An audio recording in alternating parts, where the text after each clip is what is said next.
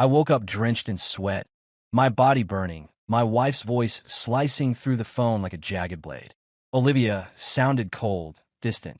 She told me to handle it myself, said they were busy. Over the line, giggles and the clink of wine glasses echoed from Paris, stabbing my chest sharper than the fever ever could. That chill in her tone, it hollowed me out more than the sickness did. Hey, welcome back to this twisted tale. Before we dive in, let me know where you're joining from. I'd love to connect with you all out there. And if this grips you, hit that subscribe button to keep the stories coming. My name's Kayla Morrow. I build things to last. Horizon Builders, my company, grew from a one-man dream into a solid outfit with over 20 hands, all because I poured my soul into every brick, every beam. I believed in stability, maybe too much. That morning, stuck in Boston traffic, my daughter Sophie's voice crackled through the truck speakers. 19, sharp, and hurt, she reminded me I'd promised to make a recital. Her words stung. She didn't want work stealing me again. I swore I'd be there front row, but my gut twisted. Something felt off, and it wasn't just her tone. Olivia's been different lately. My wife, an interior designer, used to light up rooms with her ideas. Now she's restless, snappy, always on her phone. Her business struggles, she says, yet she's cagey about it. That day, as I pulled into the site of our biggest project, a grand old-style estate, my phone buzzed. Her text hit me. She needed 10 grand from our joint account, some emergency for work. She'd explain later. Before I could type back, the money was gone. I stared at the screen, unease creeping up my spine like damp, rot in a foundation. I pushed it aside, focused on the job. Later, I grabbed roses, pink for Sophie, red for Olivia, and got to the community theater early. The lot was packed, but Olivia's car wasn't there. I saved seats, texted her, "Got us front row, where are you?" Silence. Minutes ticked by. Then she called, breathless, claiming a client crisis at some lake house job. She begged me to record Sophie's piece, said it couldn't wait. I bit my tongue, thinking of that 10 grand she'd yanked earlier. Sophie played her heart out, notes soaring, but her eyes scanned the crowd and dimmed when they hit that empty chair. After, she took the flowers, her smile brittle. She asked about Mom, and I lied. Olivia's working hard, just like you up there. But inside, I felt it. The cracks were spreading, splitting the life I'd built. I didn't know then how deep they'd run. Weeks dragged on after Sophie's recital, and I buried myself in work to drown the unease gnawing at me. Horizon Builders demanded my focus, but Olivia's shadow lingered in every quiet moment. She'd grown secretive, her phone a constant companion, her excuses thin as cracked plaster. New designer bags and silk scarves appeared in our closet, yet she claimed her business was bleeding cash. I wanted to believe her, told myself it was just stress, but doubt took root, spreading like damp through a weak foundation. Jenna Rivera, my project manager, saw through me one gray morning at the office. She perched on my desk, her sharp eyes cutting past my forced grin. She'd been with me a decade, loyal and blunt, and she didn't mince words. She told me I'd been staring at the same blueprint too long, said it wasn't fatigue, but something deeper eating at me. I brushed it off, claiming the big estate project was wearing me thin. She didn't buy it, her gaze lingering, and I felt exposed, like a wall stripped to its studs. Then came the text that shattered my denial. Marcus Torres, my neighbor and a former Army medic turned ER nurse, sent it while I was on site. He noticed a gunmetal gray Bentley parked in my driveway.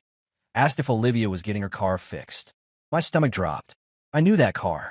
Dominic Hayes, a slick real estate tycoon I'd lost a bid to months back, drove it. I'd seen him flaunt its custom rims at an industry gala.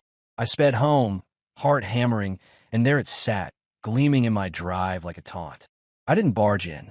Instead, I slipped next door to Marcus's place. He poured me a bourbon, his calm voice laying out the truth. He'd tracked it for weeks. Dominic showed up 3 afternoons a week, always when I was out, leaving before Sophie got home from college. His ease, Marcus said, wasn't businesslike. It was personal. The bourbon burned going down, but it couldn't match the fire igniting in my chest. I had to know for sure.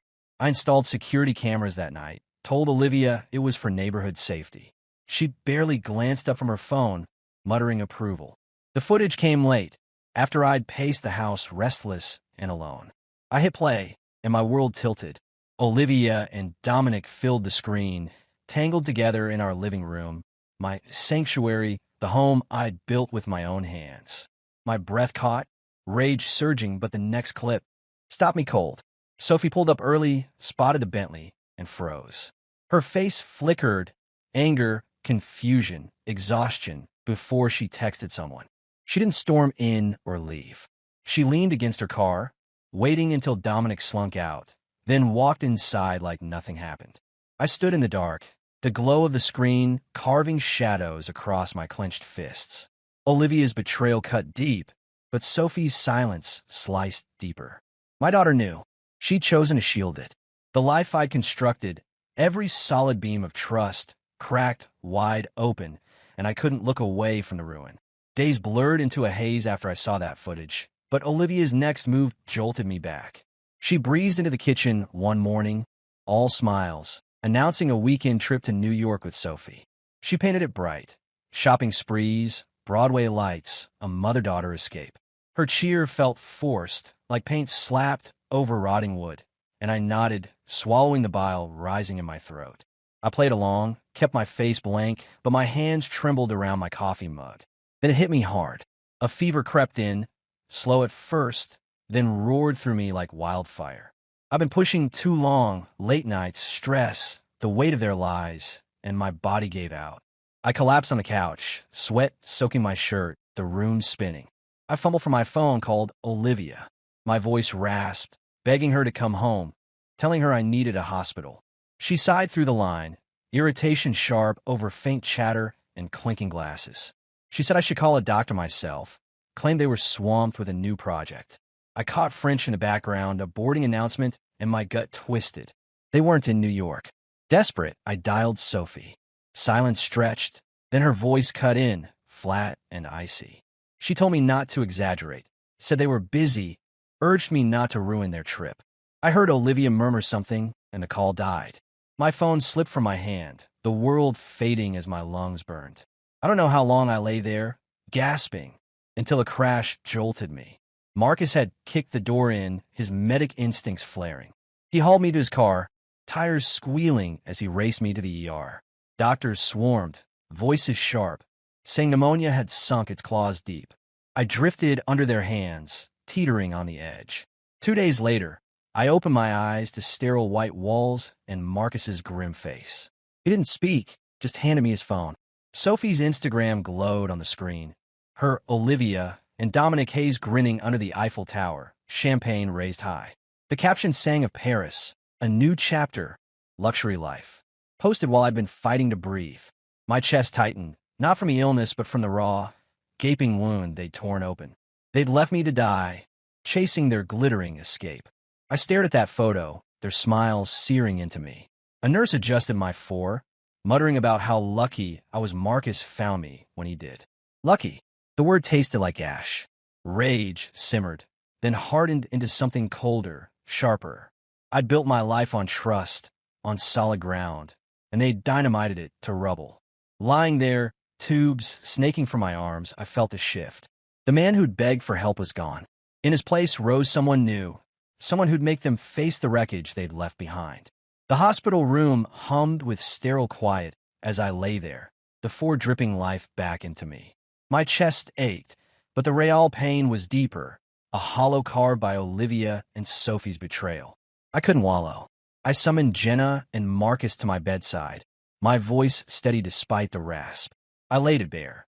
The affair, the Paris escape, their abandonment while I nearly died. Jenna's eyes flared with fury, her pragmatism kicking in. She spat out her disgust at Dominic and Olivia's gall, vowed to protect Horizon Builders.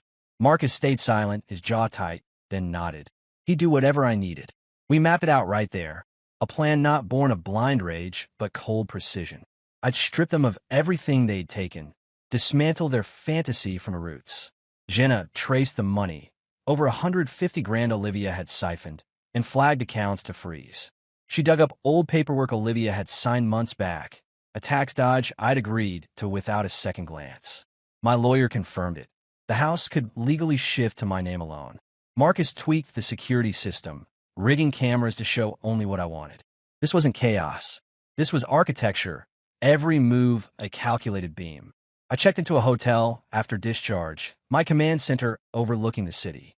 The app pinged when Olivia and Sophie landed. I watched them step into the house, smugness fading as they found their closets bare, their jewelry gone. Lights flickered out, TVs blared on, looping that Paris video, their laughter mocking me echoing through the dark. Olivia's phone rang. My voice cut through, calm and unyielding. I welcomed them home, told them they had 15 minutes to grab what was left and get out. She shrieked about her rights, her voice cracking. I informed her the house was mine now, papers signed long ago. Panic seized her. I heard glass shatter as she dropped something. They scrambled, dragging bags to Dominic's waiting SUV, but the real storm hit when he called me minutes later. His voice dripped with venom, promising I'd regret crossing him, boasting of resources I couldn't fathom. I laughed, a sound empty of warmth. I told him he'd underestimated the man he'd left to rot, warned him to watch his empire crumble. He cursed me, the line going dead, but I felt the shift.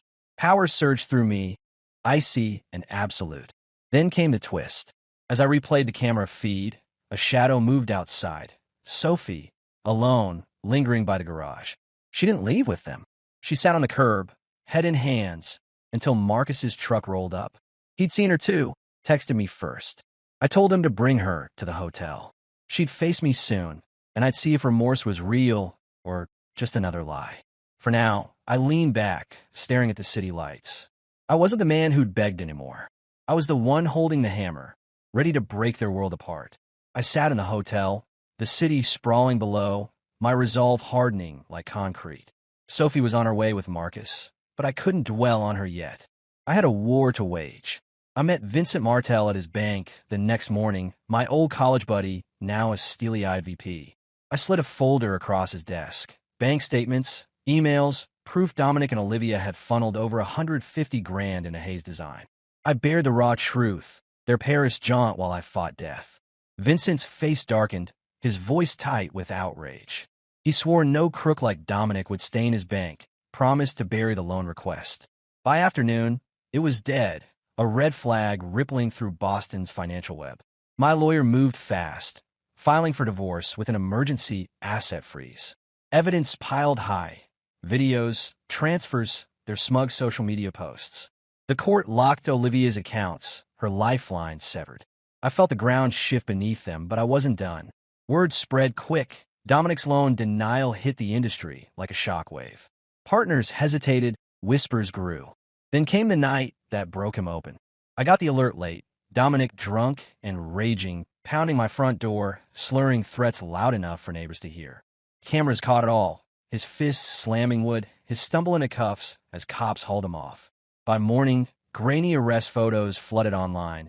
A gift from some anonymous tipster Jenna had nudged. I watched the chaos unfold from my suite, a grim satisfaction settling in. Dominic's empire teetered, his polished mask shattered. Olivia stayed silent, holed up somewhere with him, but Sophie's call cut through the static. Her voice trembled, thick with tears. She said she was scared, claimed Olivia blamed me, called Dominic unhinged. I steadied myself, kept my tone firm. I told her to see the truth. Their anger stemmed from exposure, not my actions. I said I protected what was mine, urged her to choose between their lies and reality. I offered to find her a therapist, a lifeline through the mess. She sobbed, then hung up, leaving me staring at the phone. The next blow landed hard. Jenna burst in, breathless, saying Dominic had stormed Horizon's office, wild-eyed, demanding I stop. He'd shoved past security, trashed a lobby display before they dragged him out. Staff buzzed with shock, but Jenna's grin was fierce. She'd recorded it, sent it to my lawyer. Another nail in his coffin. I leaned back, the weight of it sinking in. I'd torn down their foundations, brick by brick, yet no joy came. Exhaustion crept up instead, a hollow echo where triumph should have been. I replayed Sophie's call, her fear gnawing at me. I saw myself on that couch, dying, their voices dismissing me. It fueled me still, but a flicker of doubt sparked. Had I pushed too far? The man I'd been, steady, trusting, felt like a ghost. I gripped the folder of evidence, my knuckles white. This wasn't vengeance run wild. This was justice, measured and sharp. I'd finish it, not for spite, but to reclaim the life they'd tried to erase. Dominic didn't go quietly. His lawyers fired back, slapping me with a defamation suit, claiming I'd smeared his name and tanked his deals.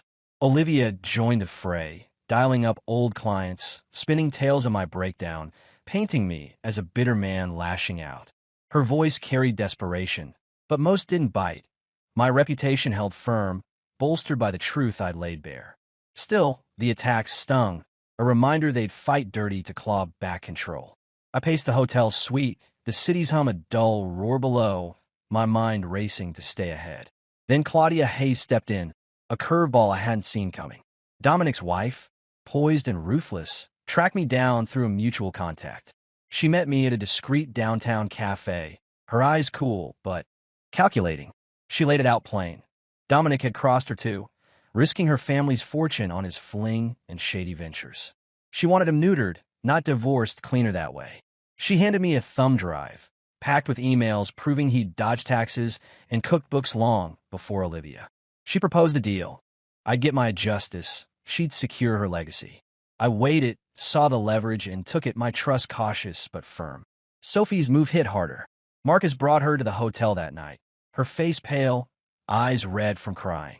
She stood in the doorway, small and broken, begging to talk. She spilled it all. Guilt, fear, the unraveling mess she'd been pulled into. She said she'd started therapy, wanted to come home, had nowhere else to turn. I looked at her, saw the little girl I'd raised, then the cold voice telling me not to ruin their trip. My heart tugged, but I kept my distance. I let her stay in the guest room, told her we'd sort it out later. She nodded, tears falling, and I felt the weight of her choice, a crack in their united front. Olivia didn't take it lying down. She showed up at dawn, pounding the hotel door, her voice shrill through the frame. She demanded Sophie, claimed I'd poisoned our daughter against her. I stayed back, let Sophie handle it. She flicked on the intercom, her tone steady despite the shake. She told Olivia she'd chosen me, said her mother had lost that right when she left me dying. Olivia raged, hurling insults, accusing Sophie of betrayal. Sophie cut her off, voice breaking but resolute. She needed peace, not more lies. The silence after felt heavy, electric, and I stood frozen, pride and pain tangling inside me. Dominic upped the ante. Word hit me fast. He'd pitched a new loan to a rival bank, dodging Vincent's blacklist with a slick pitch and fake charm. I called Claudia. She confirmed it, her calm edged with urgency. We leaked his arrest footage wider, paired it with a tip about his tax games. The bank balked, deal dead before noon. I leaned against the window, watching the skyline, feeling the tide turn. They'd swung hard, but I'd parried harder. Still, exhaustion crept in, a quiet ache beneath the steel. I'd broken their walls, but rebuilding mine and Sophie's loomed larger now. The legal storm peaked fast after Dominic's failed counterstrike. Claudia's evidence, tax evasion, cooked books, landed like a sledgehammer in court. My lawyer wielded it alongside my stack of proof, videos, bank records, their own damning posts. Dominic's team folded, withdrawing the suit with a public mea culpa. He admitted his fling with Olivia was wrong, cut ties to save his skin, handing Claudia control of his empire's remnants. I watched from the sidelines, my victory sharp but bittersweet, the cost etched in every tired line on my face. Olivia reached out next, her lawyer pushing for a quick divorce settlement. We met in a sterile office, her once vibrant spark dulled to ash. She sat across from me, eyes sunken, voice low. She confessed the affair had started over a year ago, born from my long hours and her craving for more. She drained $150,000, funneled it into Hayes Design and a secret account Dominic had coaxed her into. Paris, she admitted, was meant to be their clean break, my fever a hiccup they'd ignored. I offered $400,000, one time, to leave Boston for good. No strings, no slander. She hesitated, then signed, her hand shaking. She asked to keep contact with Sophie. I told her it was Sophie's call, not mine. She left, a ghost of the woman I'd loved, and I felt nothing. No hate, no relief, just emptiness. Sophie waited back at the hotel, her presence a fragile thread. We sat in the dim light, her words tumbling out. Therapy sessions, guilt over Paris, the slow untangling of her choices. I listened, then spoke my piece, the pain of her cold dismissal, my own failures to see the rift growing. We didn't rush to forgiveness. She said she'd stay, wanted to rebuild. I agreed, cautious but open, and when she hugged me, her tears soaked my shirt. I held her tight, a flicker of warmth piercing the frost inside. Then came the jolt. Late that night, my phone lit up with a grainy video from an unknown number. Dominic, wild-haired and staggering, stood outside Claudia's mansion, yelling her name, a bottle clutched in his fist. He'd slipped her security, tripped an alarm. Guards tackled him as he swung, his slurred curses cut off by sirens. Claudia texted me minutes later, her tone dry. He'd cracked, tried to force his way back into her life. She'd pressed charges, tightened the noose. I stared at the screen, his fall stark and final, a mirror to the chaos he'd sown. I turned to Sophie, asleep on the couch, her face soft in the glow. She'd stood firm against Olivia, chosen truth over denial. I saw strength there, a chance to mend what wasn't lost. The war was over, the wreckage cleared, but peace felt distant. I'd won back my life, my daughter, yet the scars ached. I settled into a chair, the city quiet beyond the glass. Rebuilding loomed ahead, not just for Horizon, but for us, a slow, deliberate task I couldn't turn away from now. Months slipped by, and I threw myself into Horizon Builders with a new lens. I shifted focus, weaving community into every project, crafting spaces that stood for more than profit. Sophie stayed close, bunking in my new place, a quiet townhouse I'd gutted and rebuilt from scratch. She dove into therapy, switched her major to psychology, piecing herself back together. We went to sessions together sometimes, unraveling the knots of our past, her growth a steady light in my shadow days. Olivia faded to Portland, scratching out a modest design gig, emailing Sophie now and then, her words careful, distant. Dominic's world shrank under Claudia's grip. She ran their empire leaner, cleaner, while he nursed his wounds in seclusion, a shadow of the titan he'd been. I found balance in routine, sketching plans, cooking with Sophie, reclaiming bits of myself I'd lost. Then Mara Vance walked in. She'd been the ER doc who'd patched me up, all grit and quiet compassion. We crossed paths at a charity gala, her dry wit cutting through the small talk. Coffee turned into dinners, her steady presence easing the edges of my guarded heart. She saw me clear, not a victim, not a victor, just a man finding his footing. One evening jolted me awake. Sophie burst in, phone in hand, her voice tight with panic. She'd met Dominic for coffee, a closure bid her therapist had pushed. Mid-talk, he'd slumped, face slack, words garbling, a stroke sudden and brutal. She dialed 911, rode with him, her hands shaking as medics swarmed. I sped to the hospital, found her in the waiting room, eyes wide, Claudia beside her, composed but pale.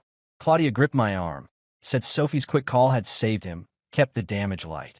I looked at my daughter, saw her wrestle with the weight of it, saving the man who'd nearly destroyed us. She sat with me later, her voice soft. She admitted it wasn't for Dominic, but for herself, to prove she could rise above their cruelty. I pulled her close, pride swelling, her choice a mirror to the man I wanted to be. Claudia called the next day, her tone warmer, thanking me for Sophie, hinting at a truce forged in that chaos. I nodded into the phone, felt the past loosen its grip. Mara joined us for dinner that night, her laugh filling the room, and I caught Sophie's grin, a real one, unburdened. I stood on the townhouse balcony after, the city's pulse steady below. Horizon thrived, my daughter healed, and Mara brought a calm I hadn't known I craved. Olivia's shadow lingered, a faint echo, but it didn't sting. Dominic's fall, Sophie's mercy, Claudia's nod, they wove into something new, a life not perfect but mine. I'd burned down the old me in that fevered wreck, and from the ashes, I'd built this, flawed scar but solid. I breathed deep, the night air cool, and felt the cracks within me start to mend, not vanish, but hold firm under the weight of what came next. The community center's grand opening buzzed with life, a Horizon Builders project born from my new vision. Homes for the broken, not just the wealthy. I stood at the podium, Sophie and Mara flanking me, their presence grounding. Jenna mingled with city officials. Marcus chatted up locals, and the crowd, families, workers, donors, filled the space with hope. I spoke of resilience, of building on ruins, my words weaving the past year's lessons into something bigger. Eyes locked on me, nodding, and I felt the weight of what I'd made. Claudia Hayes slipped in late, elegant as ever, her nod a quiet salute. She'd texted earlier. Dominic walked with a cane now, his speech slurring but steady, a humbled man leaning on her mercy. She'd reshaped their legacy, leaner but honest, and our paths had settled into mutual respect. Olivia stayed away, her absence loud but expected. Sophie had mentioned an email, a design conference invite, a cautious ask to visit. I told her to decide, my voice even, the old ache dulled to a whisper. I stepped off stage, shaking hands when a ripple cut through. A woman pushed forward, her face taut, voice sharp. She thrust a phone at me, a live feed flickering.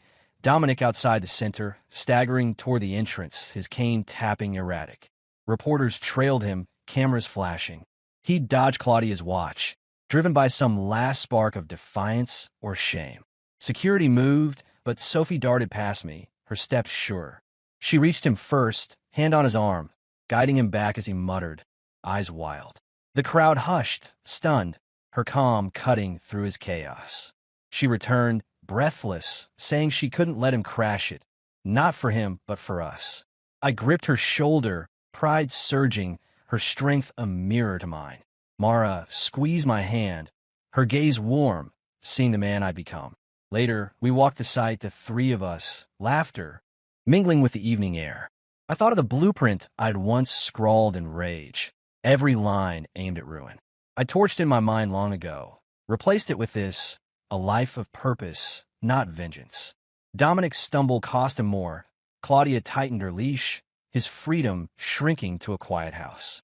Olivia rebuilt in Portland, her emails to Sophie short but real, a fragile bridge.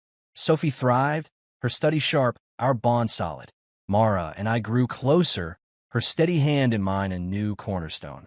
I lost a marriage, nearly my life, but gained something truer. The lesson hit clear. Cracks don't just break you. They let light in if you let them. The journey ends here. I'd love your take. Did this close hit home or surprise you? Drop your thoughts below. If this tale grabbed you, hit like and subscribe for more. Thanks for riding this out with me. Catch you next time.